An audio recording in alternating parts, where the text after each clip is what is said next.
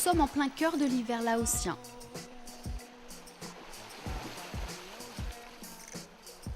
L'eau est tellement basse parfois que nous devons descendre et tirer notre pirogue. Nous remontons la Nam Ming, l'un des affluents de la Nam Khan qui se jette elle-même dans le Mékong à quelques kilomètres d'ici, aux portes de Luang Prabang.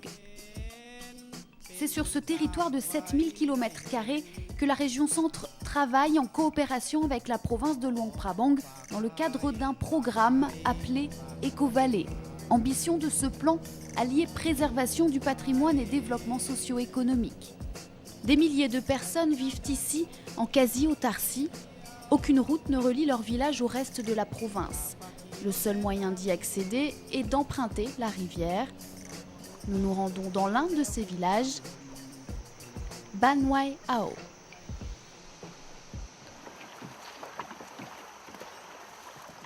Nous touchons enfin terre après 4 heures de pirogue sur un lit presque à sec. Nos guides, ce sont les 2 représentants dans la province de Luang Prabang de la région Centre. Antoine et Arnaud sont attendus pour une cérémonie des plus incongrues, la remise des latrines. Tous les villageois se sont réunis dans l'école. 61 cabinets de toilettes ont été construits ici et les travaux viennent de se terminer. So if we are here today, it's thanks to your invitation for the handover of the latrines that you have built with the assistance of the team from Tambour de Bronze and also from Mr. Kong Sing from the district office, health office. Après la cérémonie, le chef du village nous fait visiter ses installations.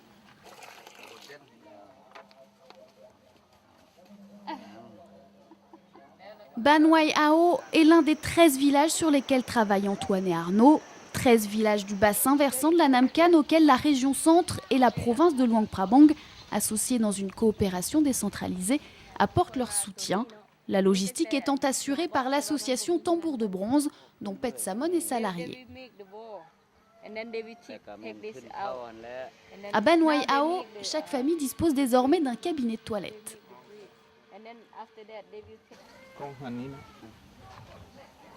Okay. Donc là, c'est la latrine de cette famille.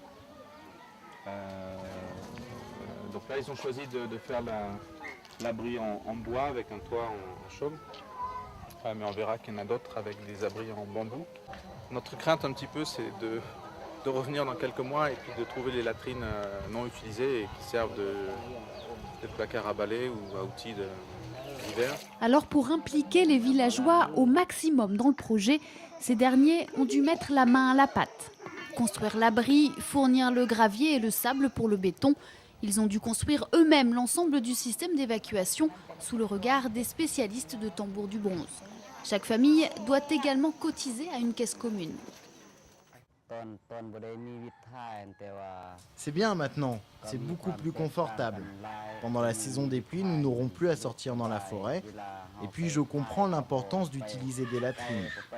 Beaucoup de gens étaient malades avant, il fallait aller à l'hôpital, c'est loin et ça coûte très cher. Jusqu'ici, nous allions faire nos besoins tout autour du village, pas très loin. Les chiens, les animaux nous suivaient. Je crois que ce n'était pas très bon pour notre santé. Beaucoup de gens avaient la diarrhée. Et si une personne était malade, beaucoup d'autres attrapaient la même chose.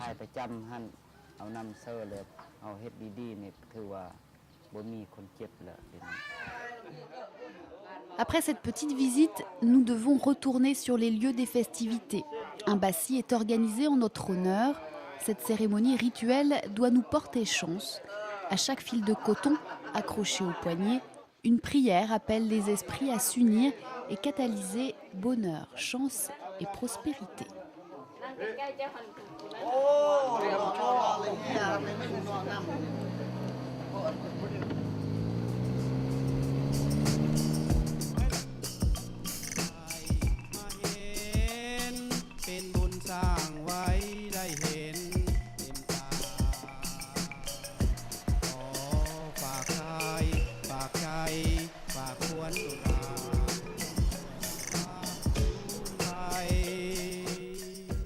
Le jour se lève sur Luang Prabang. l'ancienne capitale royale du Laos, la ville la plus touristique du pays. Classée patrimoine mondial de l'humanité, Luang Prabang est une ville sauvegardée, sauvée pour le moment d'une pression immobilière qui aurait été destructrice d'un patrimoine architectural et culturel unique. Antoine est déjà sur le pont. Nous sommes dans le bureau de ressources en eau et de l'environnement de la province de Luang Prabang. C'est ici que les représentants de la région centre sont basés. Le lieu physique de cette coopération décentralisée entre la région centre et la province de Luang Prabang. Si cette coopération et son programme Éco-Vallée ont seulement 5 ans d'existence, tout a commencé il y a bien plus longtemps, une quinzaine d'années auparavant, lorsque la ville de Chinon, située dans la région centre, s'est rapprochée de la ville de Luang Prabang afin que cette dernière soit classée patrimoine mondial de l'UNESCO. Plusieurs politiques de développement et d'aménagement du territoire ont alors été mises en place. Et au bout de ce processus, on s'est rendu compte que la ville de Luang Prabang se développait beaucoup plus vite que les campagnes environnantes. D'où la nécessité de mettre en place un autre programme de coopération à une échelle plus large qui permettrait de réduire ce fossé entre la ville et sa province. À l'époque déjà, la région centre était partenaire du projet et cofinançait la coopération entre les deux villes. C'est donc tout naturellement qu'elle s'est positionnée sur cette nouvelle coopération plus large, ciblée sur le bassin versant de la Nam Can. Objectif, le développement socio-économique et la protection du patrimoine de ce territoire. La vallée de la Nam Can présente différents intérêts, notamment de par sa richesse environnementale et culturelle. Environnementale parce que c'est un environnement qui est encore très méconnu, donc un terrain qui était vierge et sur lequel il y avait beaucoup d'études qui pouvaient être conduites pour améliorer la connaissance de ce milieu, et aussi essayer de le préserver de toute altération éventuelle dans l'avenir. C'est aussi une grande richesse culturelle puisqu'il y a plus de 150 villages, dont beaucoup de minorités ethniques. Vous trouvez énormément de Hmong, énormément de Kamu, énormément de Lao, des Yao.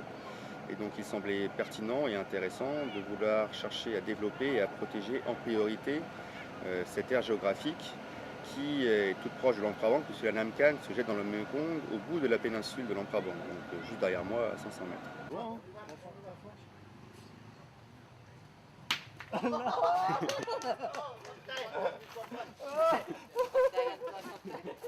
Aujourd'hui, la coopération entre les deux structures françaises et laotiennes fonctionne plutôt bien.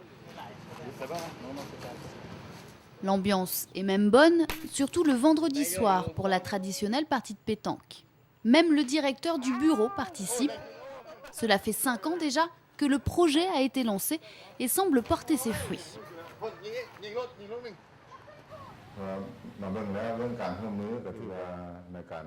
Cette collaboration marche très bien. Nous avons des réunions hebdomadaires chaque lundi matin, nous échangeons nos idées et si nous avons un problème, nous en discutons entre nous directement. Notre métier ici au Bureau des ressources en eau, c'est de travailler au développement de la vallée de la Nam Can. Cette coopération nous a apporté beaucoup, des subventions et surtout de l'assistance technique. Grâce à la région centre, je pense que le succès de ce programme est plus rapide et plus grand.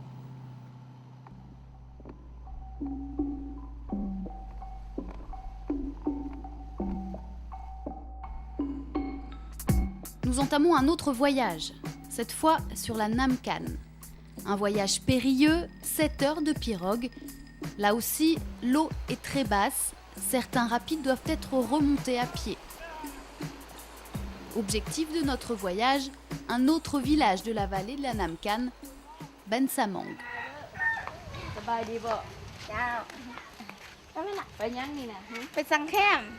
Cette fois, nous découvrons, avec Pet Samon pour guide, Ben Samang et ses habitants. Un autre exemple de la politique d'amélioration des conditions d'accès à l'eau et à l'assainissement de notre coopération. Nous rencontrons les habitants du village. Cet homme qui fabrique des pièges pour petits animaux. Cette femme qui taille du bambou pour faire des paillasses. Un peu plus de 300 personnes vivent ici comme leurs ancêtres les plus anciens, ou presque.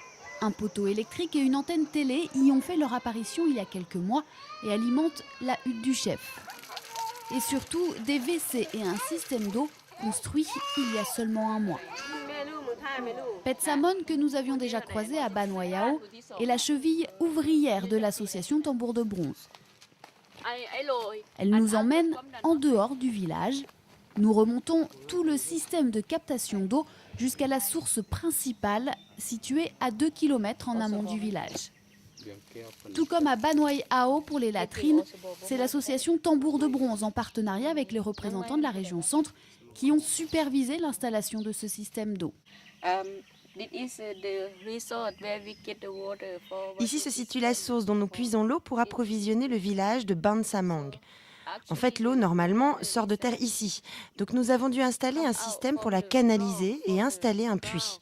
C'est un système de filtre en 3 étapes que nous recouvrons ensuite, ainsi pour protéger la construction.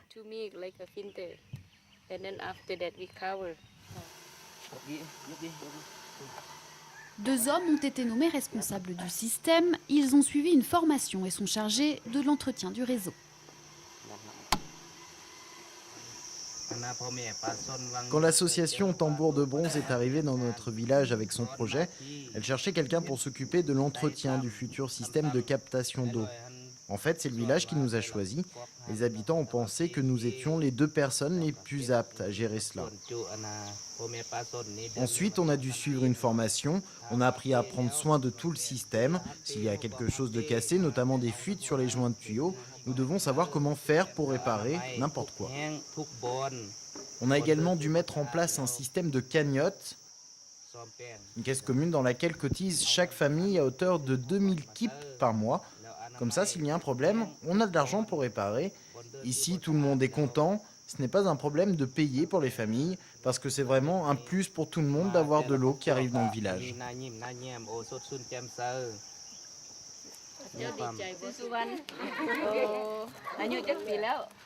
Une grande partie du travail de Petsamon réside dans l'éducation. Régulièrement, elle vient ici et tente de faire comprendre aux villageois, aux enfants, mais également aux adultes, la nécessité d'utiliser les WC.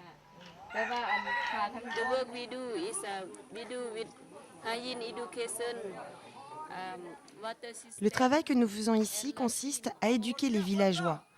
Le projet a débuté il y a 2 ans et nous sommes dans la phase finale de cette première période de travaux. À Ban Samang, nous avons construit à la fois des cabinets de toilettes et un système d'eau, et c'est le seul village où nous avons fini ces 2 grands projets.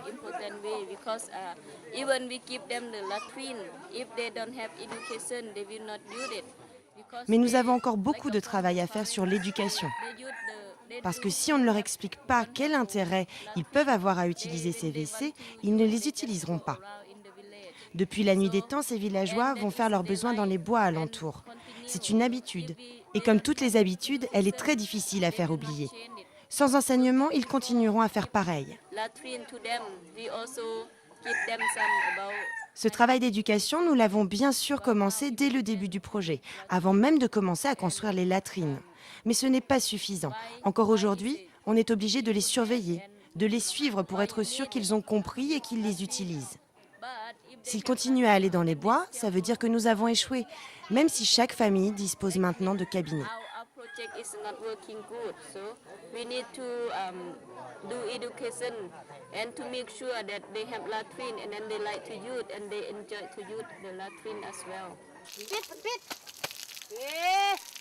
L'utilisation du système d'eau est moins problématique. C'est un véritable plus dans la vie quotidienne, notamment celle des femmes. Le linge est beaucoup moins sale qu'avant. L'eau de la Nam Khan est sale, surtout en saison des pluies, elle est vraiment marron. Avant, on était obligé de laver les linges plusieurs fois pour le rendre propre. Aujourd'hui, c'est beaucoup plus facile. C'était très dur en revenant des champs, de devoir aller jusqu'à la rivière pour chercher de l'eau ou laver son linge.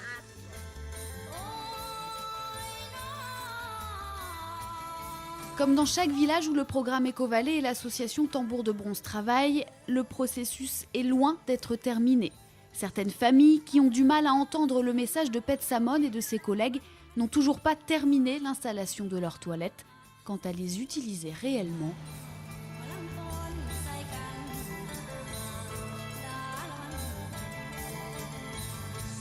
nous reprenons la route après 3 jours passés avec les villageois de Ban Samang. Nous retournons dans les environs de Luang Prabang retrouver Arnaud. À Ban Wai Kong, un village bien différent de Ban Samang. Les représentants du village nous attendent. Ban Wai Kong est un village déplacé. Dans sa politique de contrôle des populations, le gouvernement Lao rapproche des villages éloignés des grandes routes. Une politique coercitive qui présente de nombreux avantages pour les populations, l'accès à l'électricité et à l'éducation pour les enfants. Ici, un système d'eau a même été installé par l'association Tambour de Bronze, ainsi que des latrines. Seul inconvénient, les terres agricoles du village, elles, n'ont pas été déplacées et se situent à plusieurs kilomètres de là. Siangpan, un des villageois, nous guide jusqu'à ces terres, situées à 1h30 de marche du village.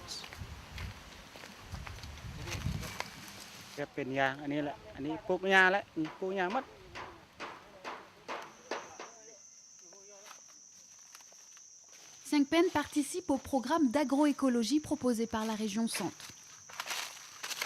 Ban Wai Kong a été désigné village test et Siangpan fait partie des 4 autres familles volontaires sur ce projet. Les objectifs sont multiples, augmenter le rendement des terres, enrichir les sols en nutriments, développer d'autres ressources de revenus pour les habitants et limiter l'érosion des terres. Et donc c'est protéger en gros les plantes de la Namkan. On propose aux paysans de diversifier leur culture. Tous ici ne cultivent traditionnellement que du riz, une culture soumise à la saison des pluies qui suffit à peine à nourrir la famille sur une année et qui abîme les sols. Les experts avec qui nous travaillons leur proposent donc plusieurs options. En fait, ça consiste en des associations d'espèces de plantes. Donc, ça peut être du riz avec une autre plante, comme de l'herbe à pâturage, des haricots, des différentes espèces de haricots. L'objectif étant de chercher à couvrir le sol et à cultiver deux espèces sur la même parcelle. Siangpan, lui, a choisi d'abandonner complètement la culture du riz et de se lancer dans l'élevage. Il ne cultivera plus que des herbes à pâturage et élèvera des vaches à viande. Une véritable révolution dans cette région du Laos.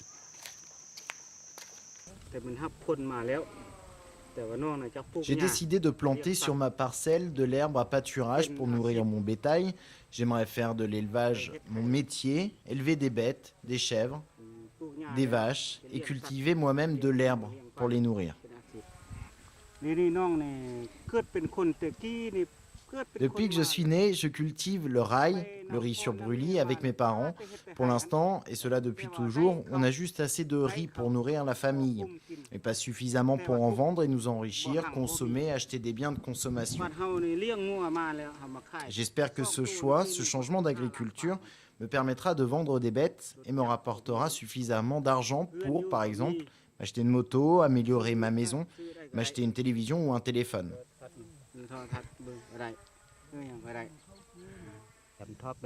Je suis vraiment confiant dans cette nouvelle technique agricole. Les méthodes traditionnelles doivent évoluer.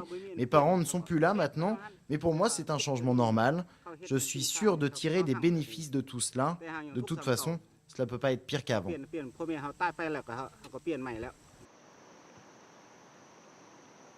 Cette révolution agricole pourrait être bénéfique à tout l'écosystème de la région. En stoppant les cultures sur brûlis, l'érosion des sols qui menace le bassin versant de la Namkan serait limitée.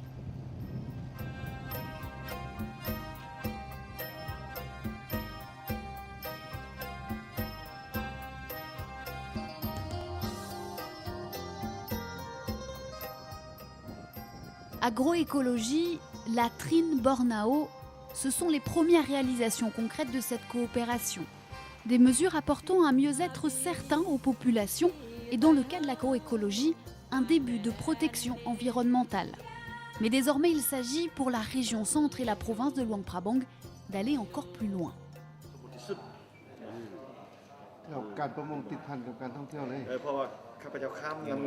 Ce sera notre dernier passage à Luang Prabang. Aujourd'hui, et pour la première fois depuis le lancement du programme Eco-Valley, les partenaires font le bilan des connaissances acquises sur le terrain en 5 ans de coopération. Arnaud dirige l'organisation. L'objectif, c'est de rendre accessible un petit peu toutes les données, toutes les études qui ont été faites dans le cadre du programme EcoValley qui va avoir 5 ans cette année. Donc il y a eu de nombreux experts, des scientifiques qui sont venus étudier la biodiversité, les oiseaux, les ressources halieutiques, donc toutes les espèces de poissons, il y a les araignées, enfin, plein d'études diverses et variées sur aussi l'utilisation des sols. Il y a des études d'anthropologie. Donc ce sont plein d'études qui pour l'instant restent un petit peu dans les placards. L'idée c'est de les rendre accessibles donc dans un format qu'on peut diffuser déjà, donc de les traduire en lao pour celles qui sont à traduire, et dans un format que l'on peut facilement diffuser donc auprès des autorités des districts pour qu'ils puissent s'en servir comme des outils d'aide à la décision. Voilà. Objectif, donner de nouvelles perspectives au programme. Parmi les experts français invités et partenaires du programme EcoValley, Guillaume Delaunay du Parc naturel Loire-Anjou-Touraine.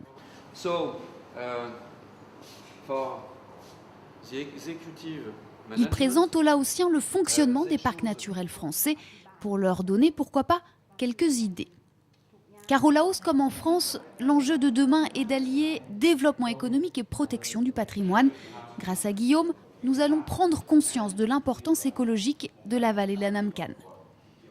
La Namkan se situe dans un contexte écologique très très important, puisqu'on sait que c'est ce qu'on appelle un des 10 hotspots de la planète pour la biodiversité. Alors, un hotspot, ça veut dire un point chaud qui va concentrer beaucoup d'espèces caractéristiques, dont certaines ne se retrouvent que dans le secteur. Alors quand je dis point chaud, c'est la région de la Namkan au sens large, puisque ça va remonter jusqu'au sud de la Chine et grignoter un petit peu les pays voisins. Mais en tout cas, on sait que dans ce secteur-là, eh bien, effectivement, il y a une biodiversité très très importante, et ça a été confirmé par des inventaires récents des différents partenaires.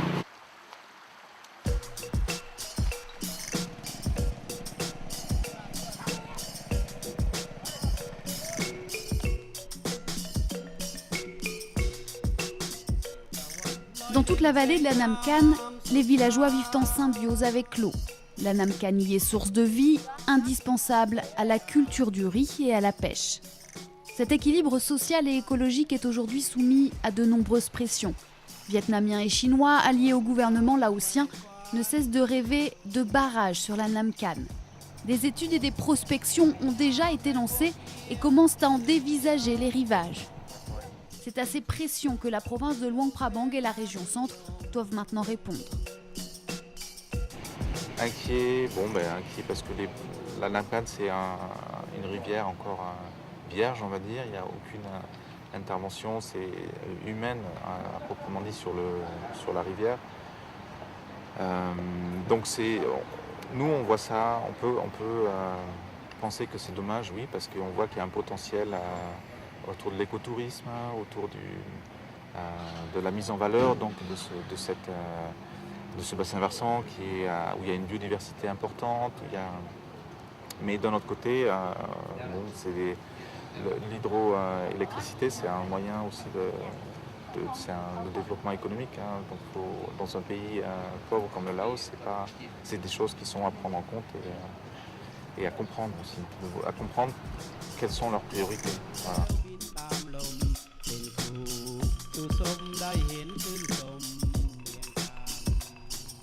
Les constructions de latrines et de bornes à eau doivent encore s'étendre aux autres villages de la vallée de la Namkan. Tout comme les tests en agroécologie, s'ils portent leurs fruits lors de la prochaine saison. La tâche la plus ardue qui attend désormais la région centre est de comprendre les priorités parfois différentes des Laotiens. Peut-être accepter la construction de barrages pour en limiter les dégâts. Cela peut être le prix à payer, le seul moyen pour le moment de sauver cette rivière, cette vallée et son patrimoine.